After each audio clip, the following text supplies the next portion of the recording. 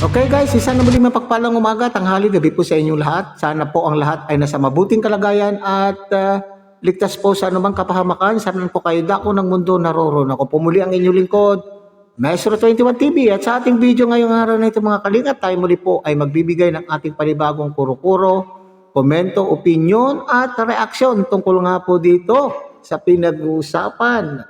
So, kanina lamang po mga kalingap ay meron po tayo napanood po na upload po ni Kuya Bal.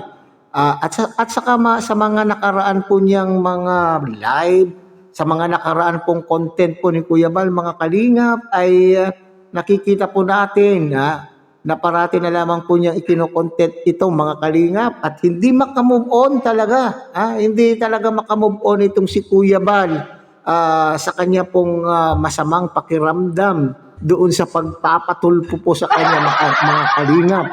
Siguro masakit pa rin po yung nararamdaman po ni Kuya Bal kasi hanggang sa ngayon mga kalingap ay parang walang remorse, walang pagsisisi, walang ginagawa itong nagpatulpo po sa kanya, itong mga ingratang pamilya na nagpatulpo sa kanya na gumawa ng pamamaraan upang sa ganun ay maibsan man lamang po yung nararamdaman o walang remorse mga kalingap ang nagpapataasan po o nakikipagpataasan po ng ihi. Siguro mga kalingap ay iniisip po nila na wala po silang nagawang masama at sila po ay labis din nasaktan kung ano man po ang ikinakasama po na nila ng loob kay Kuya Bal na tumulong po sa buong kalingap na tumulong po sa kanilang mga kalingap. Okay? So, yun na nga po, talaga naman pong masasabi po natin na sila po ay nakinig. Okay? Matagal po na natin itong sinasabi, nakinig po sila sa mga sulsol sa nasa paligid po nila. Kaya tuloy, itong si Kuya Bal, mga kalingap, ay hanggang ngayon ay hinahanap niya, tinutukoy po niya kung sino po talaga ang mga nagpatulpo po sa kanya o sino po ang nasa likod, sino po yung mastermind, sino po yung utak ng tulpuhan na ito. Kasi kaya po hinahanap po ito ni Kuya Bal, mga kalingap, ay maaring na nakikita po niya o naiisip po niya na itong pamilyang ito ay hindi magkakalakas ng loob. Hindi maglalakas ng loob na sila po ay magpapatulpo. Okay, pero dito ngayon ay meron po tayong mga napanood na mga live kung saan ang kanila pong topic ay sinasabing tukoy na po itong sponsor na ito mga kalingap. Na nagmamahal di umano, nagmamahal ng labis na nagmamahal. Pero itong sponsor na ito ay siya rin pong dahilan, siya rin po yung dahilan kung bakit nagkakagulo nang dahil po sa kanyang tsutso sa pamilya, nang dahil po sa panunulsol sa pamilya ay ito po ang kinalabasan po ngayon ng pamilyang ito. Imbes na sila po ay naghahanap ng peace of mind. Kaya po sila umalis ng kalingap dahil naghahanap po sila ng peace of mind. Pero po ano po ang nangyari? Sila po ay nakinig sa mga sulsol. At isa na nga po ito mga kalingap, yung nandyan po sa ating thumbnail. At sa thumbnail po ni Kuya Bal, doon sa upload niya ngayong araw na ito kung saan sinasabi po niya, tinutukoy po na, o nagtatanong sa thumbnail po ni Kuya Bal, mga kalingap, ay nagtatanong kung siya ba talaga ang totoong utak o mastermind sa pagpapatulpo o siya ba talaga itong taong ito ang nagtulak sa pamilya upang siya po ay ipatulpo ng pamilya nito mga kalingap. Okay? So nasa thumbnail po yan din ni Kuya Bal at hindi lamang po yan, yung dati po nilang kaalyado o dati po nilang kasamahan po sa Team Guapa at nagtatanggol po kay Tikyo ay hindi natin alam kung nadulas o sadyang sinabi po ni Ate Glo, si Banat Bagsik mga kalingap, doon po sa naging live po niya ay nabanggit din po niya itong sponsor na ito na siya po yung utak, nagsulsol at siya rin po yung tinutukoy na humahawak sa leeg ni TQ. Okay. So, yan po ang panoorin po natin mga kalingap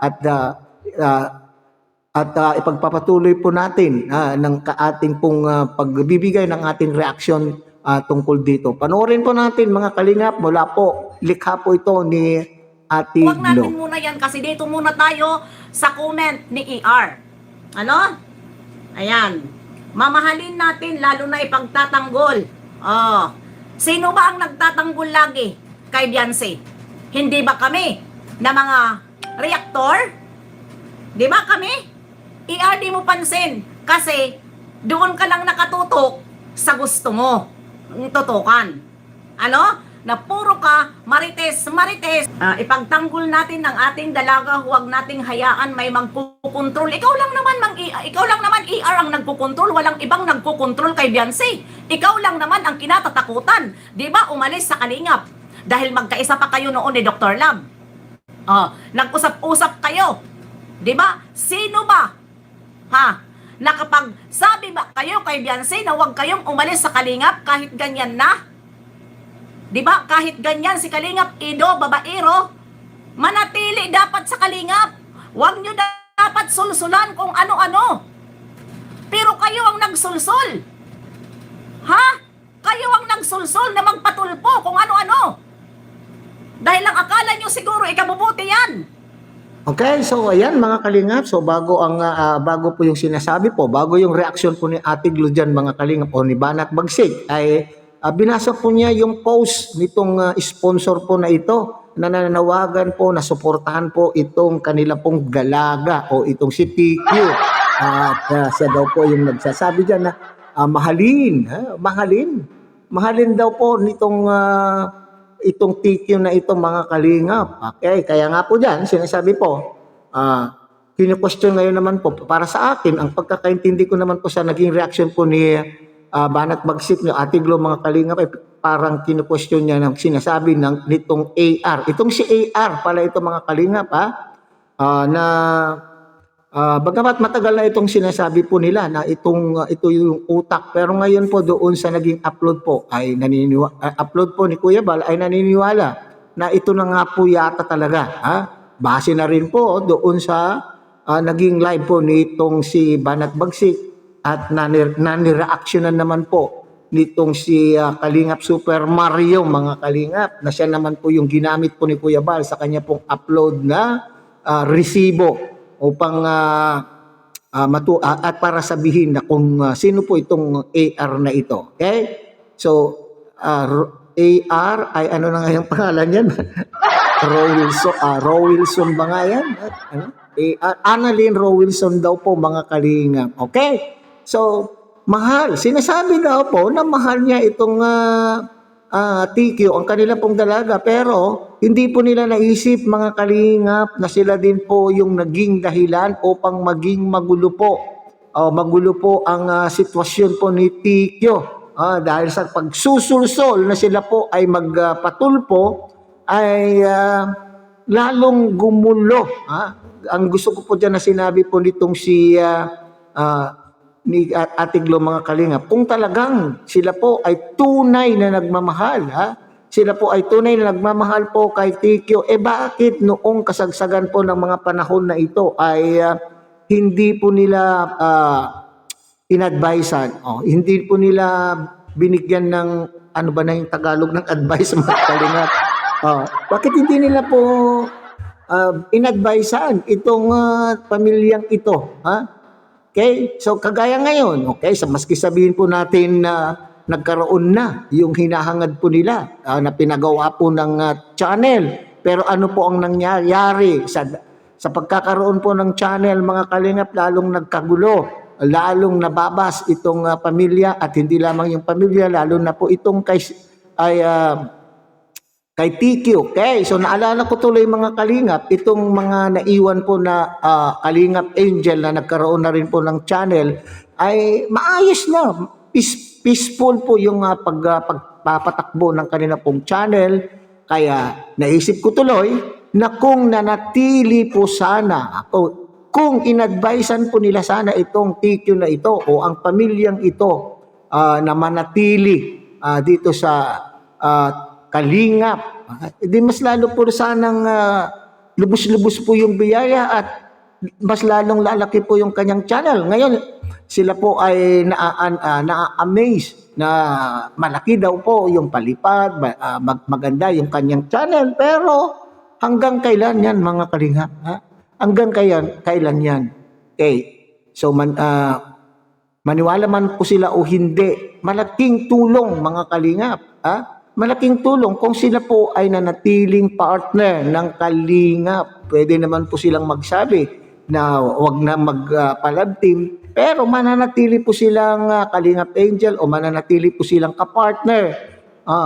At talagang tested na yan po mga kalingap, na kapag nandito sa kalingap ay mas lalong mas maraki yung supporter na makukuha ni TQ sa kanya pong channel. Aminin man po nila o hindi, sabi ko nga po, yung mga nariyan po na sumusuporta po sa kanila ay mga dati rin pong mga kalingap, at lalo po itong sponsor na ito na sinasabi po ni Ate Glo na nanulsol, ay yan po naman po ay galing po ng kalingap. Nagkaroon lamang po siguro ng sama ng loob sa kalingap, at siya nga po ngayon ay kaya siya po ay isa sa mga sumusulsol.